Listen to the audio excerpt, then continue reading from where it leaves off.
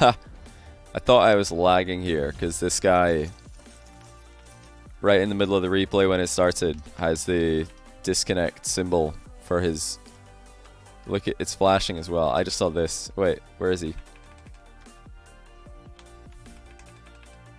Why is it not going back to the other guy?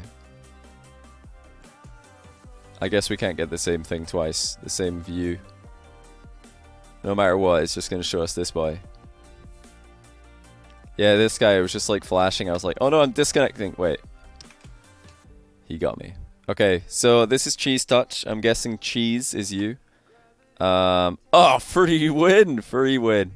Whenever I queue into 3v3 by myself and you queue into a full pre-made team, you know you're onto a winner. Because there's nothing that beats an organized, try-hard comms, full pre-made team than 3 ball chasers who have no synergy whatsoever. That's like the easiest way to win in 3v3. Just have total rando team against a party.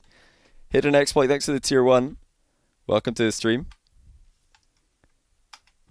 Let's see how we get on here. Cheese, this is you, right, cheeztuch? Can you say something in Twitch chat so people can see you? Again, at the end of this rank, at the end of this replay, cheeztuch will tell us what rank the replay is. We can guess before he does. Okay, I don't like half flipping into the boost. I think cheating or just hanging around in the middle is significantly better.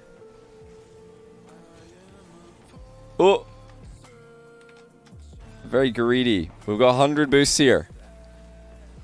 And you want the other one as well. Now, of course, the next player to come into this position could be the opponent. That 100 boost in the corner is there, by the way. It's just a bug in the replay hiding it. Obviously, yeah, you want to take that boost if you think the opponent's going to be next over it. But here, the most important thing is that you just control this ball. Just keep it under control in the back corner, which you've somewhat done because the opponents have done absolutely nothing. But yeah, for a second there, you were on the wrong side of the ball. You looked away. You couldn't really see anything. So I think it's much more important that you just stay on the right side of this ball. Like, you see where this is going. Just try and not jump. Try and poke it into the sidewall without jumping, and then go for a big shot or a big long clear off the bounce, you know? It's quite clear that here you're like, oh, maybe I can flip into the ball and get the boost. You're thinking boost. But why are you thinking boost when you already have boost? You can pass this off the sidewall to yourself and have full vision of what the other team are doing. Now look at us. We're in the corner. We have no idea what's happening. We have to just guess, which you did guess very well, by the way. Congratulations on that. But yeah, it's a throw. You've wasted an opportunity there in defense to pass the ball to yourself. Uh-oh. Okay, so not sure where we're going here. I mean, we've clearly got a player in the corner already and a player in the goal already. Now, if you've got a player in the corner and a player in the goal, that's probably when I would suggest that you just back off a little bit, cover the back post. That's really all there is to do in this position. You don't have to crash into your teammate at the near post. Yeah, we centered the ball for the other team. Definitely not the best defense there.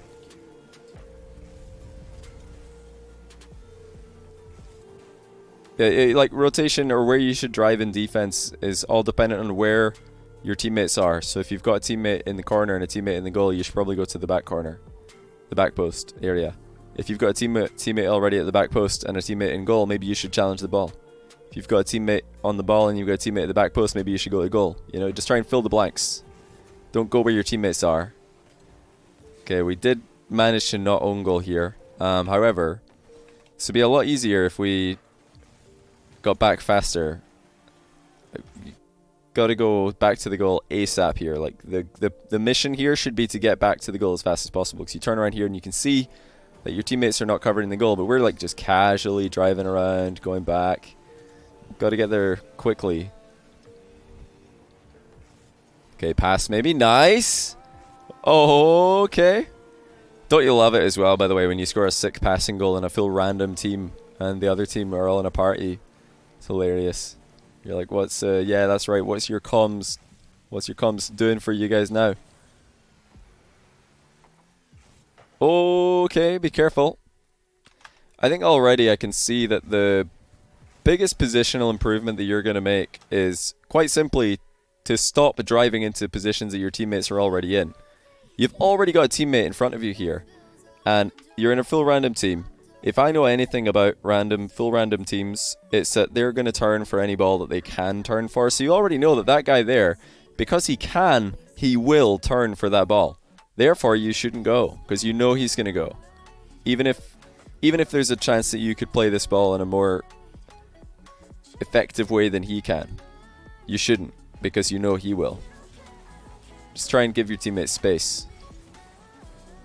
Okay, that's good ball chasing there, though. Waiting down the line for the pass. Doesn't happen. Okay, that's a bit better than we had earlier. Just more urgency going back into defense. You have, however, missed every single boost pad on the way there. So, you know, we put some pressure on the ball. Now we're waiting for the pass. This is all okay. Okay, we realize we're not going to get it. So at this moment, we're on 3 boost. Not the best boost efficiency. So you've got 2 choices. Either you trust your teammate to kill some time, grab the mid boost on your way back, or you go straight down the middle, grab all the pads as fast as possible. Or, I guess you could take the third option, which is take a slight arc back and take, again, small pads on your way back. But you've missed literally every boost pad. All of them. Missed them all. And when you get back to goal, you're in the middle of the goal. You're in no man's land with no momentum in the direction of the ball or the direction of your goal. You're just side on with nowhere to go. Like, if you were here, beside the goal, after grabbing like these boost pads, maybe that small one, this small one, this small one, this small one. Now you arrive back here and this shot comes in. Maybe you can dive across the goal and save it. But we're just, we missed all the boost pads and then we parked in the middle of the goal. I realized our car isn't as big as we thought it was. Yeah, I wouldn't say this is the most effective 3v3 kickoff because we lost all of our momentum while we were hitting the ball. But hey, the other team have let us score, so we'll take it. I think one of the most important things about kickoffs in 2s and 3s is that you try to recover as fast as possible after hitting the ball. It's why winning the kickoff territorially is not as important as you think it would be. Okay. I like that we checked to see if our teammate was going here. That's good. I don't like that you see this guy jump for the ball 20 years before you, and you still decide to jump up for it anyway. If you're getting beaten by this much, don't go. You know? This is something I see a lot at lower ranks. You never see this happen at higher rank. If somebody is clearly getting beaten to the ball, they don't go for it anyway and hope the other guy's going to miss or something. Like, look at the difference here. We're getting beaten by miles. And I actually talked about this earlier in the Arsenal replay review. So when you realize you're getting beaten, high-level players will half flip out of that jump. You've done a single jump here. We still have our flip. You could half flip. Ideally, you wouldn't have accelerated into, like, built up so much pace in the wrong direction here. But yeah, see this here? This is what I was talking about. You guys who were here for the Arsenal replay will know what I'm referring to. But when players realize they've gotten beaten to the ball, what do? They do a single jump and then they just kind of float off to the other side of the field. Like, how many, type 1 in chat if you've done this or if you've seen somebody do this in your rank game, where they get beaten to the ball and then they just do a little floaty maneuver. They just kind of float away off into the other half of the field. Everybody, that's right. Yeah, all of you. I don't know why, because like if you see that you're getting beaten by this much, why go, you know? Look at this guy. He's like 20 times closer to the ball than us. We already know now, if he goes for that, he's beating us. If he goes, he's getting there first. So the only way that you want to jump for this is if you drive up to it, drive up, and he still hasn't gone, and now we're close enough, and if he still hasn't gone and we're this close, now we can go. Because he didn't go in the window where he was going to beat you. The thing is, though, we can see him going here, so you've got to have a backup plan in your head. You can't just think, okay, I'm going to go for this ball, no matter what. You've got to go only if the other guy doesn't go. As soon as he goes, you don't go. Okay, I actually like that you ball chasing the way back here, but you've kind of played it awkwardly. And now we're in this really silly position again. So this is good. See here, we're just going straight towards the ball. Good idea. The mistake comes in when we chip the ball into the wall here. That's probably a bad idea. If we just front flipped into that ball to roll it up the sidewall, this would be a lot better for us because now we have time to grab the corner boost before this shot comes in.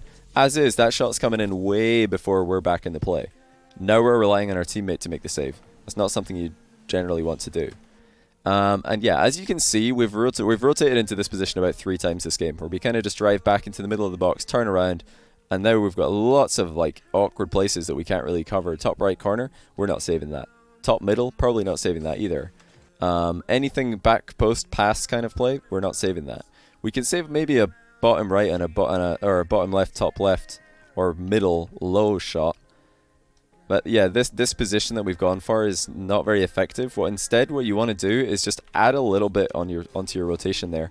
Instead of driving back to this like boost pad area and then turning, just go a bit further and then turn. Like turn at the back of the goal here. Or just go into the goal and turn around and face the play. Because look, if we're here where our camera is, it's very easy to save this ball. You wouldn't even have to save it. You just drive out and collect it. You're like, cool, that's missing. Let me go get it. So yeah, it's gonna, like, where you should be will change depending on where the ball is and where the teammates are, where the opponents are. In general, just go back a bit further before turning. Don't turn around 2 yards before the goal line, because you're not getting to pretty much any ball faster than if you had turned later. But what you are doing is you're making it much, much harder to save shots that go in over your head. Moonlord 007, thanks for the 4-month Prime. I really appreciate that. So yeah, this is probably not worth it. In a 1-1 game, not worth it to go for this. Unless you're first man, maybe you can go for it. But you're second man. Second man's job is not to go completely crazy for 50-50s with the enemy goalkeepers, enemy defenders. Your job is to follow up on clear-cut chances. Because if you do this, if you just go in and headbutt the wall, now for a moment, your third man is all alone, and if he gets beaten to the ball, if this guy Bessie hits that off the side wall, then Aero Playa is through on goal. Luckily for you, they didn't do that. They drove into each other. Okay, good leave to your third. Oh, if he fakes that. Oh man, that would be so funny if he faked it and it just bounced in. Another play where we're kind of just creeping up close to this ball. Both of those players are beating us to this. Both of them.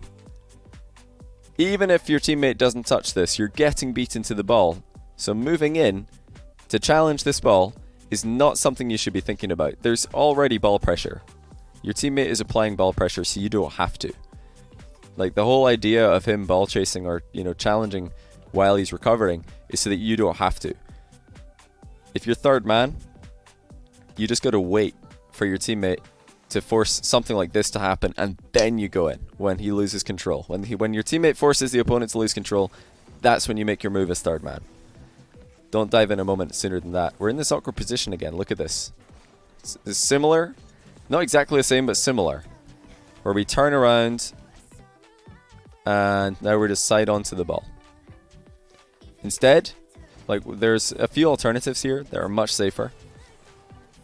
Number one, if somebody hits the ball off your back wall and you're facing it, just hit it into the corner. Just smash it into the corner. Because you don't know what's happening behind you. And you're probably not going to be fast enough to react to the sound cue of somebody jumping right behind you to hit this ball. So just play it as if you were an attacker, but instead of shooting at the goal, shoot at the corner. Just imagine that there's a big goal on the curve underneath where it says Rocket Pass, Rocket League, Rocket League. Hit the ball right there. And then it will roll around the corner, and you'll have a little bit of time to recover. Your teammates will have a little bit of time to recover. Don't let it bounce past you into the middle, because now we're making a blind save. We could have just won the race to this ball, hit it to the corner. Do you know what I mean? You think you've gotten a little better at rotating back in net, still working on it. That's good stuff. Good to be aware of these problems. Okay, so this was a bit better because we gave ourselves a bit more of an angle to work with. We went a little bit further back there before turning. Still, though, we can go further back before turning. Like, you're still leaving some of the goal behind you. You want to turn in a position where none of the goal is behind you. Look at that. You're turning, and there's still some of the goal behind you. This part of the goal is behind you. It's very difficult in Rocket League to jump up and move back, which is why you don't want to do this. You'd rather want to turn somewhere like here, further back, so the whole goal is in front of you, and then it doesn't really matter what comes across. You're going to be there to save it. Just a bit wider on the rotations.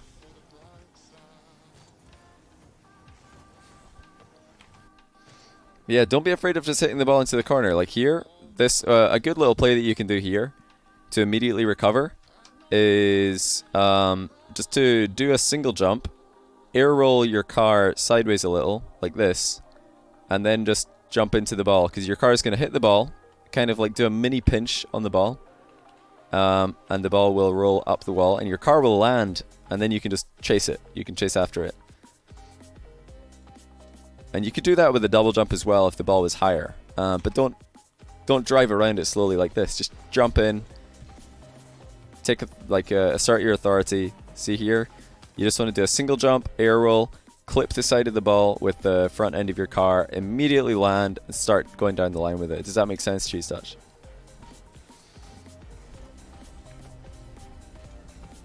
What rank is this? We're going to find out at the end of the game. I think your teammate actually tried to do an infield pass there. That's pretty crazy. Okay, we did the thing again where we just kind of float off into space after missing. See here? Right now, this is where you realize that you've missed. Half flip. Just right now, half flip. You've got your flip. Just back flip and do your half flip. Same half flip mechanics as you would always do. Like, if you know how to half flip, which I think you do. You did it on the very first thing in this game you did is half flip onto the boost. Right here, you've just realized that you're getting beaten to the ball right at the start of your aerial. You already know, as soon as you've jumped into the air for your aerial, that you're not going to get there. So just half flip, and then you're going to like immediately turn around and start going in the right direction instead of like this, floating into the other team's half. Again, a bit casual coming back into defense. I would like to see more urgency here. There we go, just a big lump into the corner. It's worth mentioning, by the way, that when you're playing the ball into your back corner, you really want to hit the curved surface near the ground. So like this, right here, this little lip, this is what you're aiming for. This like little low part. Because if you hit that, not only will the ball bounce away around the corner, but it'll also go up.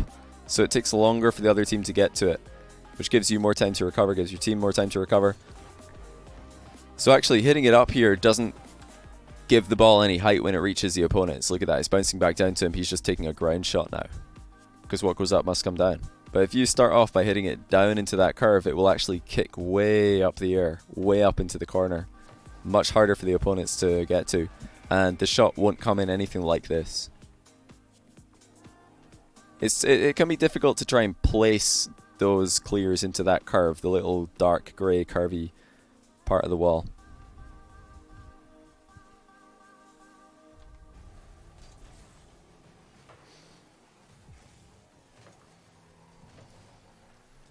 Okay.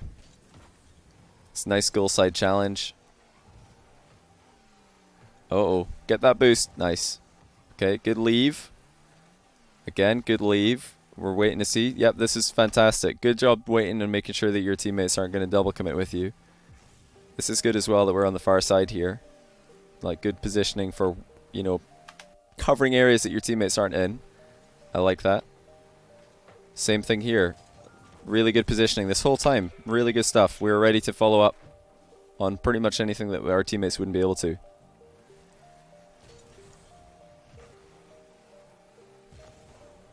Okay. Now, I don't mind you going for this. This is actually an interesting one because at any other stage in the game, it would probably be too risky to go for this with one player at the game.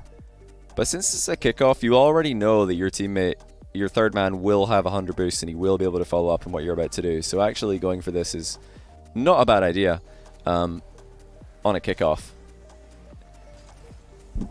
The only set piece in the game. Wow. Well, we're quite lucky not to concede here. What is he doing? I kind of want to see what went through that guy's head who just jumped up to try and score this. Who was it? Was it Bessie? Okay, buddy. Okay, buddy. Why is it, like, in these kind of ranks, that somebody will miss this? He'll miss this shot, and then he'll be like, yeah, I can score that. Yeah, no problem. Yeah, I think I can score this one. Not a problem. Oh man, not even close. Like the confidence players in this rank range will never cease to amaze me. They're like, they'll miss a completely easiest open net you've ever seen, then they see a really, really hard redirect. They're like, yeah, I can score that. And they just go for it in a tie game.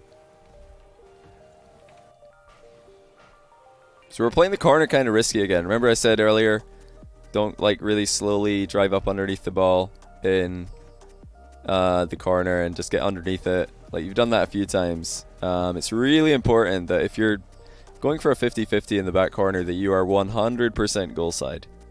You need to get goal side of this ball. Like, your car should be between the ball and where he is going to try and hit it, which is towards your goal or towards the corner. You got to get goal side. Try and like neutralize this. Like, don't get dunked on, because yeah, your teammates have both vacated the goal area. I'm not surprised, and they've conceded. So it's very easy to look around this and say to yourself, oh, for goodness sake, why are both my teammates following me into the corner? And you're right, this is a really stupid idea. Why are they both following into the corner? I'll tell you why. It's because they have no idea what they're doing. They don't have a clue how to play this game. So with that knowledge already installed at the start of this game, we already know that our teammates haven't got a clue what they're doing. We should try to play around that fact by being ultra safe. And this is not ultra safe. What we've done here is the opposite of safe. We're not goal side. We're not hitting a strong hitbox on the ball. We're just asking to get dunked on. In fact, our presence probably made this worse because it bounced the ball in higher. No, the prize pool winnings are not updated. I need to do that sometime. Thank you, by the way, to Moonlord for the 4-month Prime, Dirty Leg Thompson for the brand new Prime, and also Dixon RL for the brand new Prime. I really appreciate you guys. Again, probably better to go to the goal instead of taking this boost on the kickoff. Because, yeah, one of your teammates is almost guaranteed. That guy Callop, 100% he's getting boost starved if this play develops. It doesn't, because the other team have just conceded. Again. How many times do I do replay reviews like this? Usually once or twice a week. Worth mentioning again, same thing as earlier. We've got no momentum after the kickoff. You're only really thinking about, okay, how hard can I flip into the ball? You're not thinking about, okay, where am I going afterwards? Like, this isn't 1v1. If you're playing 2s or 3s, you've got to think about, okay, what after? What am I doing after I hit this ball? Or where are we trying to go afterwards? We're probably trying to go grab that mid boost to the right, so why not flip towards that mid boost? Like, get a solid goal side contact, but then flip to the right, so you're probably going to lose the kickoff, and I use air quotations here because you're going to lose it territorially, but your teammate in the back left corner will probably get the ball. You know, get started early, get moving. Now, okay, look at this. This kind of naturally develops into more of what I want to see from you in defense. Look at this. Look at the position we're in here. We're not underneath the ball in the middle of the box. We're at the side. We're side on. We can see everything that's happening, and we can drive forward and attack anything that's happening. So that's so much better. Do you see how that was a big improvement? Nice pass, by the way. But do you see how that previous setup for a defensive play was significantly better than what we did earlier? Oh, look at this, by the way. I told you! What beats a full party of tryhard in Discord, sweaty comms, 3v3 teams? Complete randoms who've never played with each other. Just standard stuff right here. Look at this. Unbelievable. The best passing goal of the game, and it's a team who aren't even in a party. That's what I like to see. Well done. Really well done.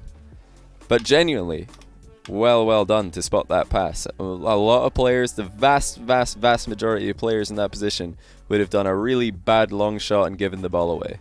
But you saw your teammate down the line and passed it to him. Really well done. You're proud of this play? You should be proud of that play. Not many players in the player base would have even seen the potential for that play to get started. Genuinely well done. Okay, not so much to be said about this one. Earlier on, you were doing a good job checking to see if your other teammate was committing. Here, I would love to see you just have a quick look to the left, see where your teammate is. Is he going for this? Because you definitely want to know if he's going for this before you drive up on it and realize, oh my goodness, my teammate's gone for this. Okay.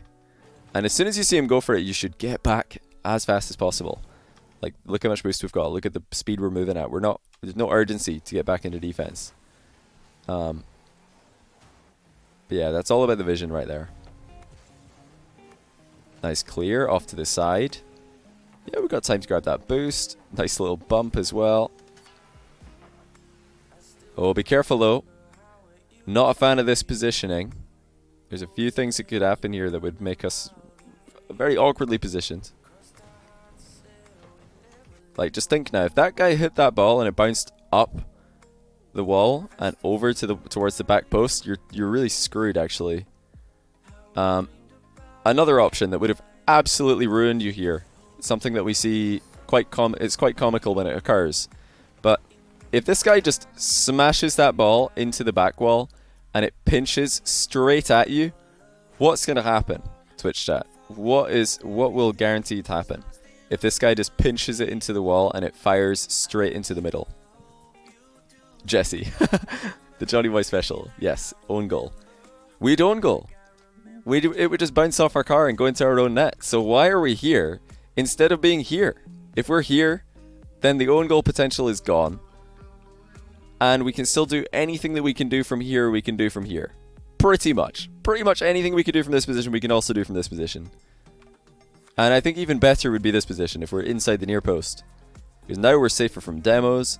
We can see through that post because it's transparent. And because we're a little bit more side on, we get more vision of what's happening in the middle of the screen. Right now we've got 90 FOV because we're in the replay. But really in a game, your FOV would be more like this because it's 110 FOV. It's a bit stretched. You'd actually see what's happening in the middle to your left as the ball's in the corner and you're looking at it. So you can see if this is a ball that's being attacked or not. You can see if you need to like clear it now or if you can wait until it's here and clear it. Like, just being in this near post pocket is super, super OP. Why not back post? Because then the near post is wide open. The back post defensive position is really good if you've got two things. Number one, someone in your team challenging the ball, and number two, someone in your team covering the goal. Let's go through that. Okay, do we have number one? Yes, we have a teammate challenging the ball. Good. Do we have number two? No, we don't. Neither of our teammates are defending the goal here. They're both just ball chasing, which is very common. So you need to do two things as the third man. You need to cover the goal, and you also need to try and intercept any passing play or cross that comes in. And back post is not going to do that, because if the ball just fires across into the middle and somebody just comes in right here and slots it in the bottom corner, you're giving yourself a lot of distance that you have to cover to get a save. Whereas if you're here in the near post, you can save that easily. And if the ball crosses over to the back post, well, yeah, you've got further to go, but so does the ball, so you're still going to get there. Yeah, this is essentially the position you go to if you don't have someone already defending the goal from your team.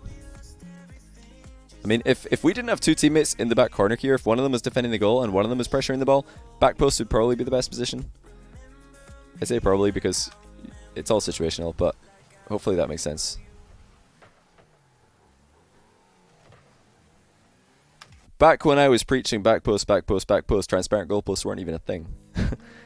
Throwback to when that wasn't in the game.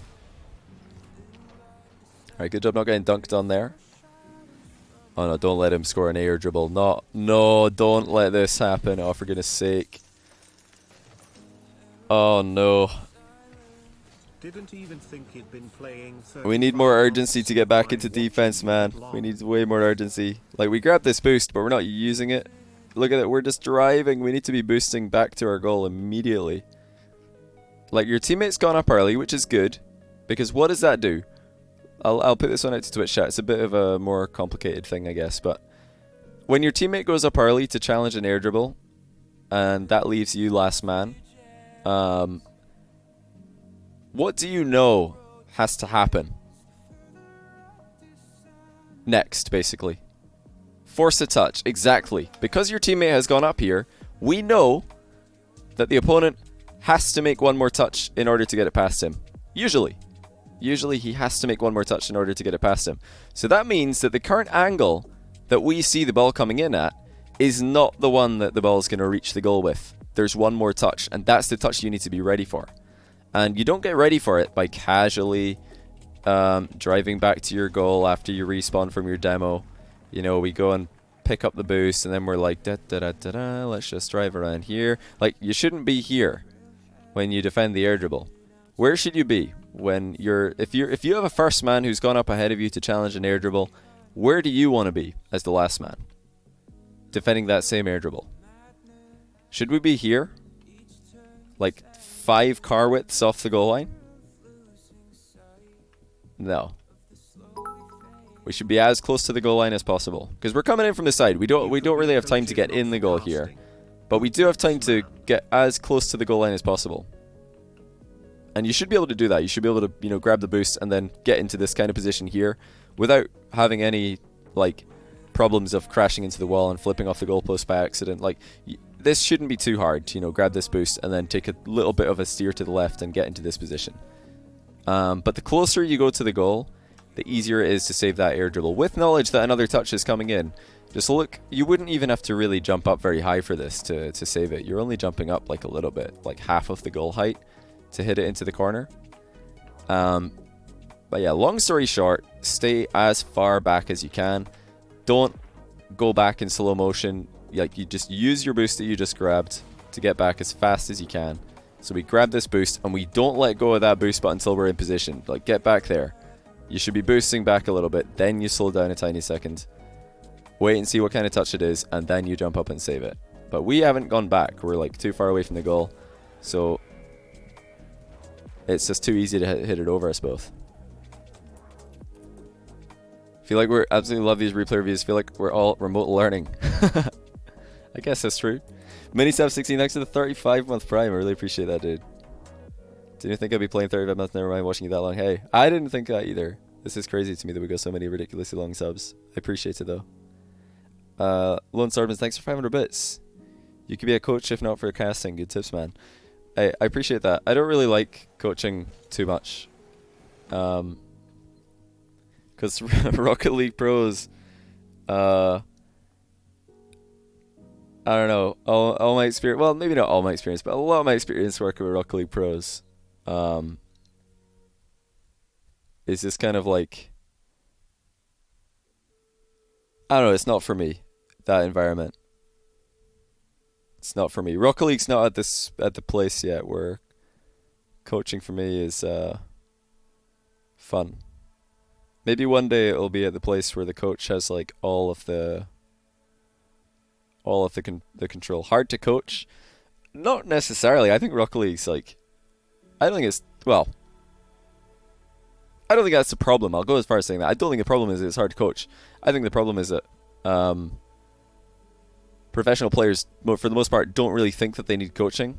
And for that reason, coaching probably isn't going to be very, very useful for them, because maybe I'm wrong in that. Maybe a lot of professional players these days do think they need coaching. But back when I used to do a bit of this, pro players were just far too egotistical. They thought they knew everything.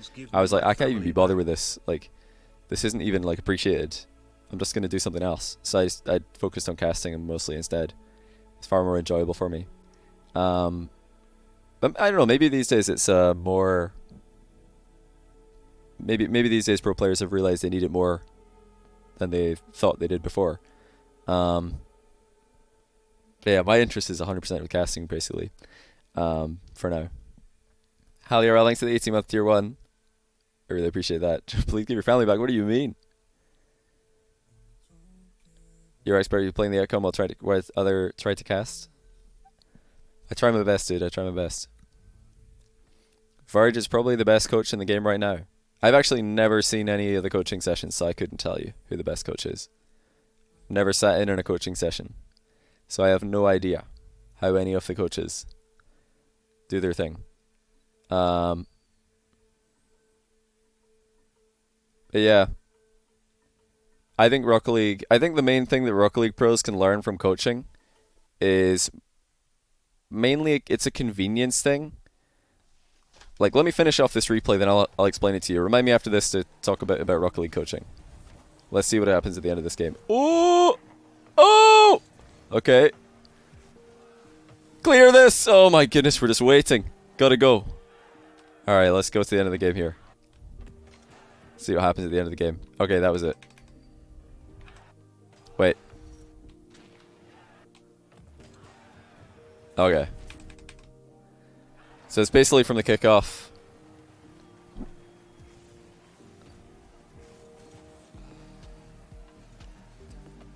Okay, well, at least we're in the goal this time. Somewhat of a decent clear, kind of. Yeah. Yeah, we could have done more here. Definitely could have done more. Teammates could have done more as well, but this is like... We need to do better with this touch, basically. Like, we could have hit this into the corner, try and keep it under control. Instead, we hit it straight out, and then we didn't just go fast enough. I think you could have... If you just went for this, you probably would have got there first, but we took too long. The fact that your teammate also went is less of the issue, I think. I think it was just too much hesitation. The double commit doesn't matter so much if you just make sure you get to the ball first. Which I think you absolutely should do in this position. Like, see if you do this. If you do this clear here, if you hit this ball like that, 1,000,000% you have to go for it again. You have to. Like, don't be afraid of the double commit. I know you're thinking, oh, my teammate might go for this. I don't want to double commit with him. But it's so bad. If either of you get beaten to this ball, it's really, really bad. So you just have to make sure that you get there first, because you don't know if your teammate's going to go or not. He probably will, but you don't know if he's going to go fast enough. This is actually one of the positions where the double commit isn't as scary as just getting beaten to it in the first place. So I would say just go. Just go. Don't wait. Make sure you get there first. Make sure you get a proper clear on it, because we're the one who messed that up in the first place. You know what I mean? Anyway, yeah, before we get into the discussion quickly about Rocket League coaching, let's guess the rank on this one. We're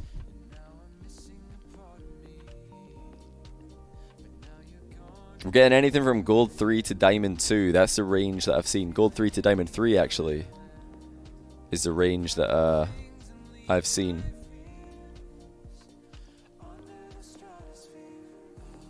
Couple of Champ 1s, actually. Okay.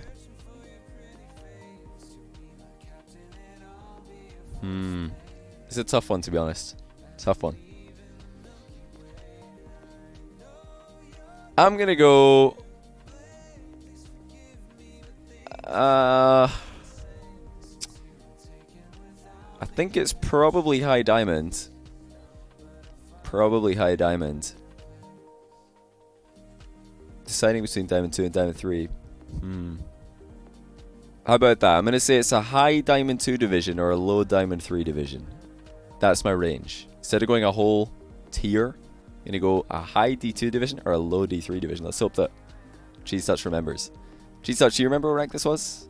Do you have any idea? I hope you do. Let's see if anybody in chat got it right. Mid D1. Ah, it was a bit high. Bit high. I just saw somebody before this saying, no way is this Diamond, with a laughing face. Well, there you go. It was Diamond, buddy.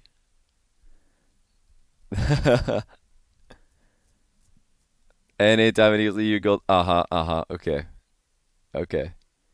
I'm not gonna lie. It sounds like I'm just saying this after, but I was leaning more towards Diamond 2. But then I was like, I don't know. There was just some moments in this game that I was like, okay, it could be D3. Should have stuck with my gut. We were kind of close though. I'm not too sad about that. We were close on both of them today. We were close on both.